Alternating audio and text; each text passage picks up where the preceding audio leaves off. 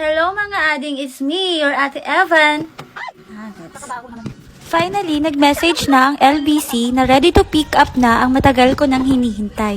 So, wala nang ligo-ligo to. Diretso na.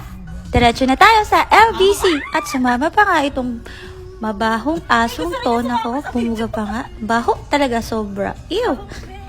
Joke lang, sungit. I love you, sungit. Ayan, ganda-ganda na naman ang ating nyo na sobrang kinakabahan pero ayaw ipahalata na kinakabahan siya.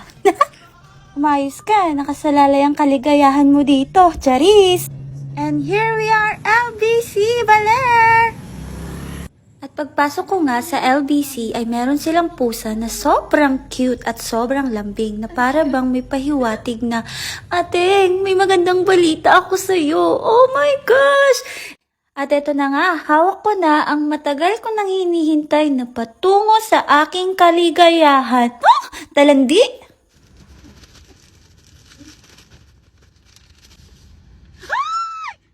Ayos? Ayos na? Teka lang, parang oo. Oo naman nga kaya na. Hala! Oh! Mapapa, thank you God ka talaga. See you Japan! Ang saya-saya ng ating yun. Naku, wag lang sana mausog at baka mapurnada pa itong kaligayahan niyang matagal niya nang hinihintay. Charis! Dahil lunch na, kakain nga kami dito ni Papa sa bagong kainan dito sa aming bayan.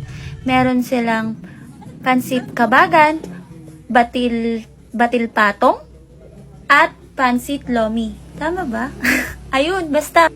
Ang masasabi ko, approve, masarap. Pero hindi ko naubos yung batil patong ko kasi nga, alam nyo naman, may pinaghahanda ng ateng yun na matagal nang pinakahihintay niya ang kanyang kaligayahan.